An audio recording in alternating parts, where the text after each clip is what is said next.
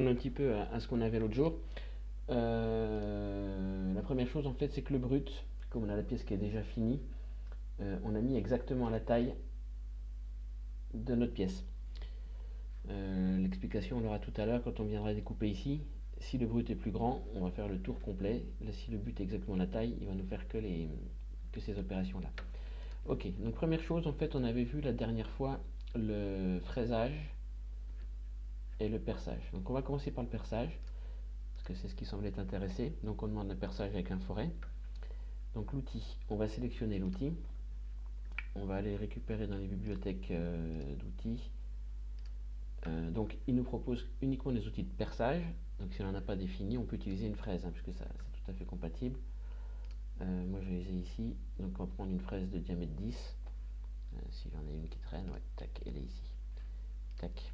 Voilà, donc on a choisi l'outil fraisage, pas de jet. Et donc les opérations à choisir, les orifices à percer sont ceux-ci. Donc on voit qu'il y a une simple opération de perçage. Les vitesses de perçage, donc on choisit les vitesses de broche, ça on déterminera un petit peu plus tard, et l'avance en plongée. Là combien nous a mis 333, ouais c'est pas mal. Voilà, c'est ce que j'ai défini en fonction de la fraise, entre 0 et 1000. Après il faut faire des essais selon le bois et ainsi de suite. Ok, les hauteurs on les connaît déjà. On a des options en fait qui sont, donc là c'est un perçage simple, entrée-sortie. On peut avoir le brise-cobo, c'est-à-dire qu'on rentre d'un millimètre, on ressort, on rentre d'un millimètre, on ressort, ainsi de suite. Donc tout ça sont des options qu'on verra petit à petit en fonction des besoins. Voilà. Hop là. Donc là on a défini. Si on le simule, ça va aller très vite. Simuler. Bam. On perce. On va à l'autre et on reperce. Voilà. En fait, le problème, c'est qu'on perce au diamètre de notre forêt, pas au diamètre de notre dessin. Donc après, il faut trouver le forêt qui correspond au diamètre des dessins. Un perçage ne peut pas être fait en ellipse, puisqu'un forêt, par définition, n'a du tranchant que sous le forêt. C'est pour ça qu'on avait vu, qui est beaucoup plus pratique, surtout avec une fraiseuse, parce que c'est plutôt avec une machine à poinçonner, un perçage circulaire, un alésage, tac. Donc on prend une fraise d'un diamètre plus petit, donc celle-là en diamètre 3,75. On vérifie bien que la longueur de la dent soit supérieure à la longueur à percer. J'ai une pièce de 10. Bam, bon, les vitesses on verra plus tard. On sélectionne cette face-là. Les hauteurs c'est tout bon. Et on peut choisir, là on a déjà le voltage qui est déjà prédéterminé. 2 degrés c'est plutôt dans du métal tendre. Dans du bois on sera plutôt aux alentours de 10 degrés. Je t'expliquerai comment calculer cet angle. Après, à la force des choses, tu les connais puisque tu fais toujours le même type de perçage. Voilà. Là, on va faire un fraisage tout simple. Si on regarde en vue de dessus, en fait, il descend en spirale et c'est tout. Le problème, c'est que ma fraise va vibrer, puisque c'est une fraise de diamètre 3 dans du 10, va vibrer et va donner des effets d'oscillation. Donc, je serais intéressé de faire une passe de finition, c'est-à-dire qu'on va percer avec un diamètre plus petit de 0,25, ici, un diamètre plus petit de 0,25, et au final, on fera une passe en fond de poche au bon diamètre. Bam, ok. Donc ça, c'est ce qui est intéressant. Donc si on simule cette opération-là, bim. Donc on commence par descendre en spirale. Donc là, on voit bien ce qui est opéré. On descend en spirale plus petit. Et une fois en fond de poche, on n'a pas la transparence du brut, là on pourra le mettre.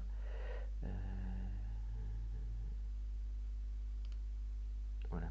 Et une fois en fond de poche, en fait, il va nous faire, on va le voir en vue de dessus, bam, la passe de finition. Et là, en fait, comme on enlève 3 forêts en matière, ça va être très propre avec le tranchant de la fraise. Donc on fait des perçages beaucoup plus fins et propres qu'un perçage à la fraise. Donc après, tout dépend ce qu'on veut. Un perçage standard, ça c'est bien pour ébavurer, préparer. On peut déjà commencer par faire un perçage, bim bim, et après faire une ellipse. À voir. Après, on a plein d'outils, donc il suffit d'utiliser les bons.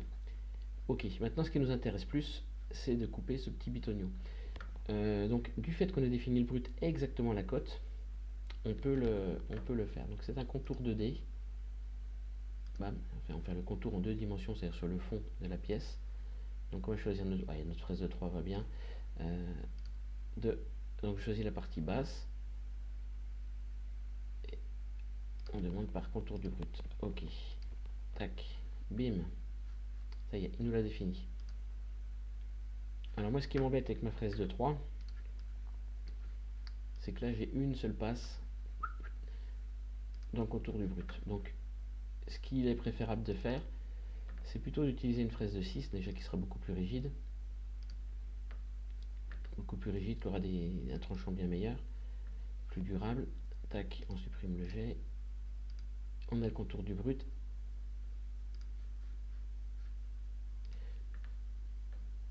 Voilà.